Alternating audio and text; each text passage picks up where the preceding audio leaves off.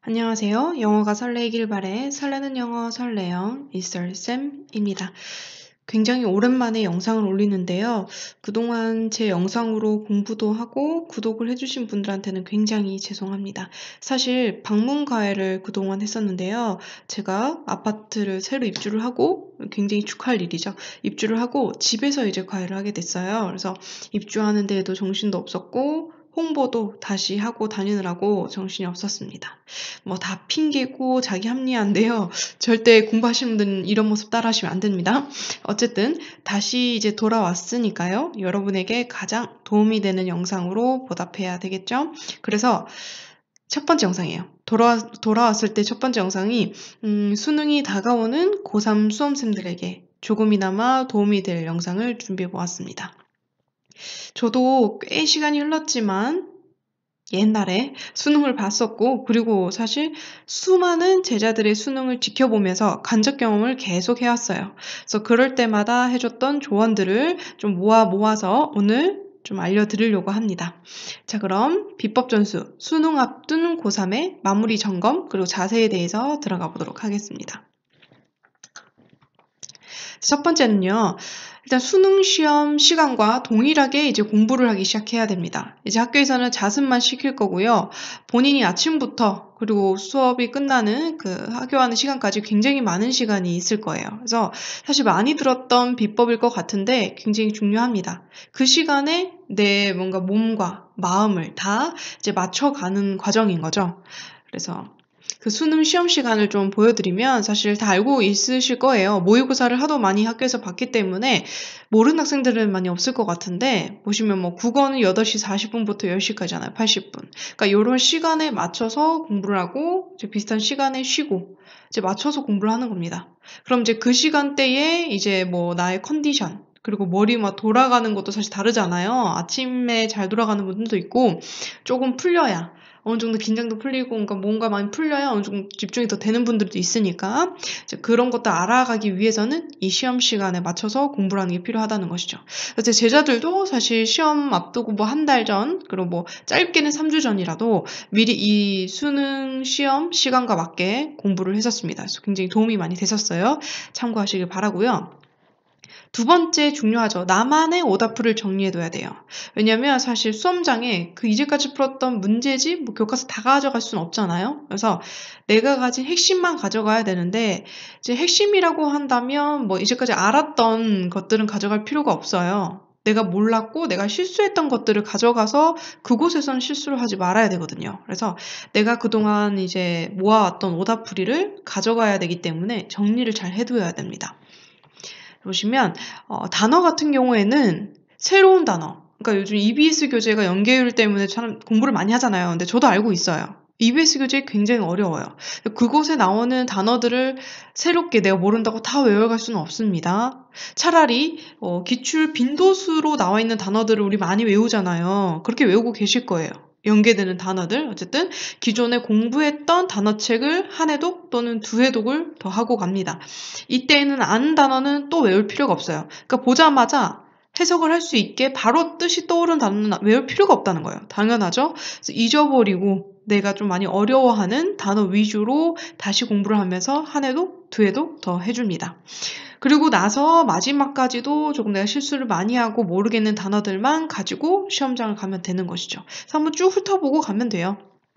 사실 단어를 많이 외웠던 학생들은 뭐 접두어, 접미어만 봐도 사실 어느 정도 감이 오는 학생들이 있어요. 단어를 봤을 때 이 정도 경지에 오르려면 지금까지 외웠던 단어들을 열심히 외웠어야 됐고 한 해독, 두 해독 더 하다 보면 느낌이 올 겁니다. 걱정하지 마시고요.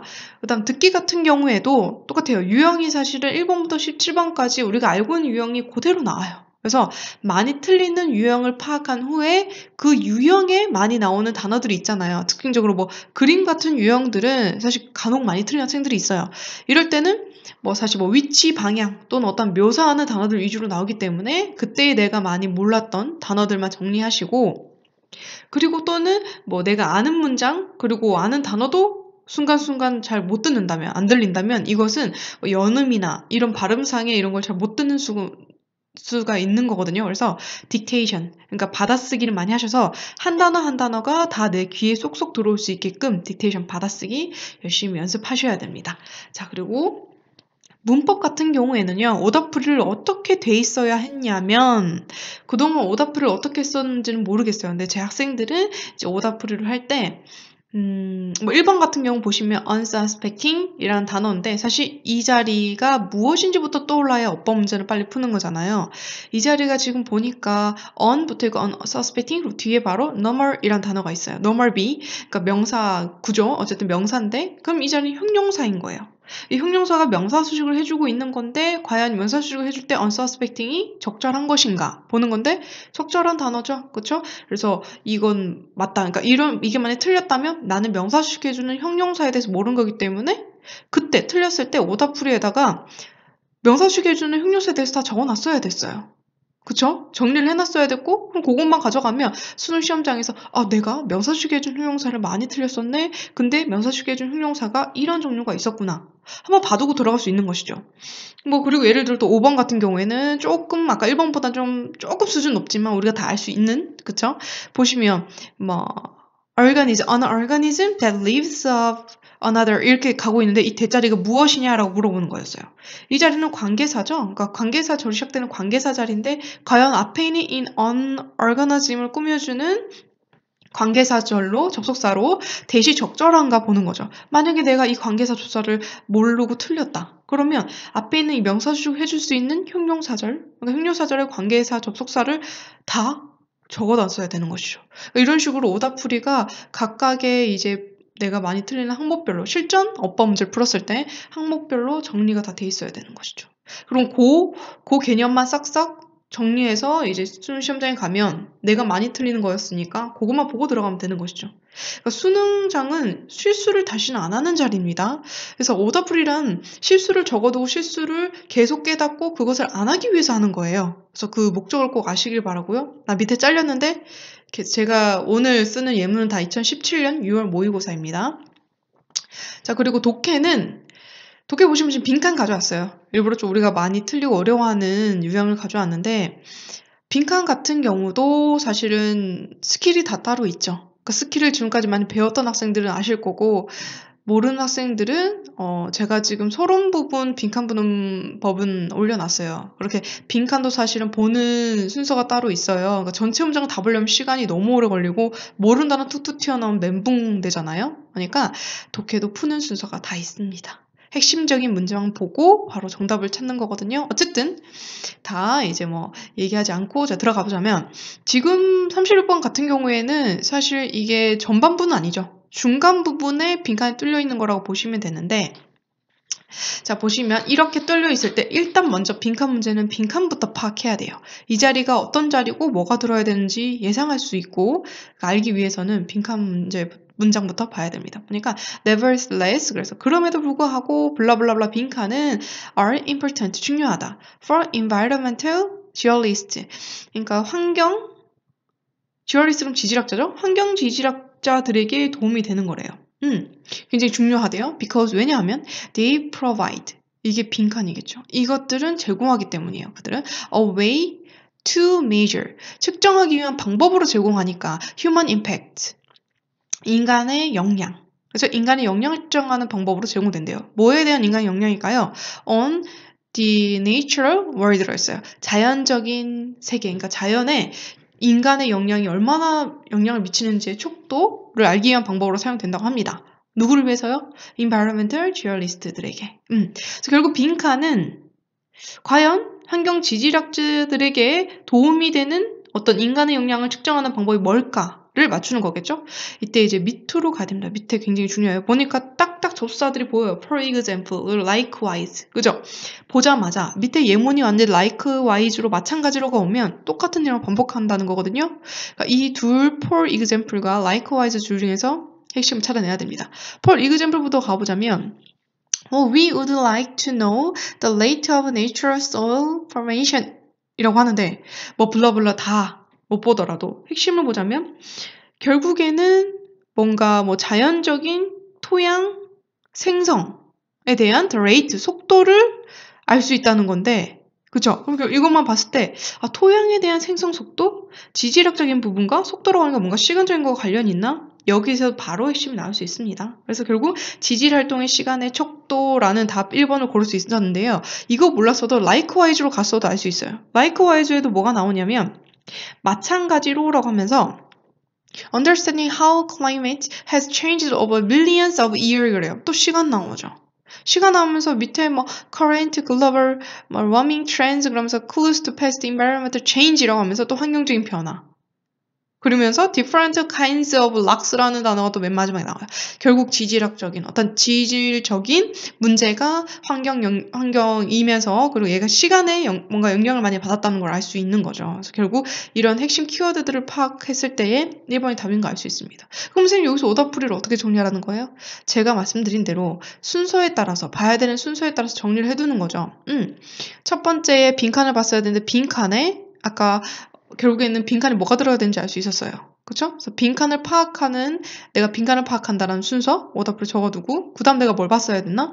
두 번째 힌트로 뭐 접속사를 내가 봤어야 됐다. 접속사를 보는 거, 명심해두기 적어두고, 접속사가 for example과 likewise 같이 이렇게 뭔가 비슷한, 뭔가 계속 반복하는 구조의 뭐 접속사들이 반복된다면 둘 중에 하나의 키워드를 완전히 핵심을 파악하도록 노력하자라는 그런 실수하지 않기 위한 어떤 핵심들을 적어두는 거죠. 독해를 할 때 내가 실수하지 않는 그리고 어쩌면 풀 때에 도움이 될 만한 그런 요점들을 적어두는 거죠. 그리고 요렇게 뭐 문장들을 해석했을 때 내용을 다 파악했을 때에 이러한 결론이 나와야 된다는 그런 사실 뭐 본 결론에 뭔가 흐름 같은 것도 파악할 수 있게 그것도 정리해두면 굉장히 좋다는 거죠. 그래서 결국 오답풀이는 내가 문장을 봐야 되는 뭐 순서 그리고 봐야 되는 핵심 그런 것들을 정리해두는 겁니다. 그러니까 내가 실수를 많이 했던 부분을요. 그럼 이제 그날 수능 시험장에 가서는 내가 이 빈칸 독해 문제를 풀 때 순서를 이렇게 풀었어야 됐고 그리고 어떠한 뭐 접속사나 어떠한 내용을 가지고 이렇게 키워드를 파악했어야 됐는데 그때 못했었지? 오늘은 한다. 이제 이렇게 될 수 있도록 오답풀이를 해두는 것이죠. 이해되셨나요? 그리고 세 번째 조언 드릴 부분은 반영률에 따라 공부 시간을 배분해야 되나? 이건 사실은 그 전부터 했어야 되는 게 맞아요. 저는 상담원 학생들이나 제 학생들이 제일 첫 번째 이제 그러니까 고등학생들에게 말하는 부분이 일단 목표를 정하고 네가 목표하는 학교와 그 학과에서 원하는 그 반영률, 그러니까 원하는 그 과목에 대한 반영률에 따라서 공부 시간을 좀 배분하기를 조금 얘기를 해요. 뭐 수학이 안 들어가는 학생들은 사실은 수학을 공부할 필요가 없어요. 사실 냉정하게 말하면. 그리고 만약 영어가 안 들어가? 영어를 공부할 필요가 없죠. 근데 대부분의 학교 사실 영어가 들어가지만 영어를 공부 안 해도 되면 공부 안 해도 되는 거예요. 뭐 국어가 안 들어가요. 그럼 공부할 필요가 없는 것이죠. 그렇게 반영률을 미리 알고 있는 학생들이 좀 더 유리한 공부를 할 수 있다는 거예요. 그러니까 예를 들어서 내가 원하는 대학교가 뭐 이렇게 국어 20%, 영어 30%, 수학 30%, 뭐 사탐, 과탐 중에서 어쨌든 이 사탐, 과탐이 20% 들어가요. 그러면 2대 3대 3대 2 이런 식으로 뭔가 비율적으로 나눠서 공부를 해야 된다는 것이죠. 그러니까 좀 더 투자해야 되는 거는 영어, 수학. 좀 덜 투자하는 거 1시간 정도도 빼는 게 국어, 사탐 또는 과탐이 되는 것이겠죠. 이렇게 반영률에 따라서 공부를 하고요. 지금은 마지막 단계인 지금 얼마 안 남은 시기니까 마지막 정리하는 오답풀이하고 내가 정리하는 시간을 이렇게 배분하셔도 괜찮을 것 같습니다. 근데 만약 내가 영어에 대한 반영률이 굉장히 높은데 내가 영어를 이미 잘해요. 그러면 국어를 영어처럼 그렇게 반영해서 공부를 하면 되겠죠? 어쨌든 지금은 얼마 안 남은 고3 수험생들을 위한 거니까 이제 이런 조언도 더 첨가해서 말씀드리는 겁니다. 자, 그 다음 마지막이에요. 마지막까지 최선 다하자입니다. 뭐 핵심만 말씀드리면 사실 마인드 컨트롤 정말 중요해요. 제가 좀 겪었던 건데 저는 사실은 그 수능날 가서 할 수 있는 역량을 다 발휘하지 못했었던 케이스예요. 사실 더 발휘할 수 있었는데 못했던 게 저는 참 소심하고 조금 간땡이가 조그만한 그런 학생이었어요. 그래서 가니까 막 벌벌벌 떨리죠. 막 갑자기 없던 두통 막 생기는 것 같아요. 심지어 막 그 보건실 가가지고 양호실 가서 도통약까지 받았었어요. 그러니까 그 정도로 정말 마인드 컨트롤 못했던. 근데 점심을 같이 먹는데 이제 수학 끝나고 점심 먹는데 제 친구 한 명이 공부를 그닥 그렇게 잘하지는 못했었는데 너무 잘 먹는 거예요. 저희 반찬 맛 다 가져가서 먹는 거예요.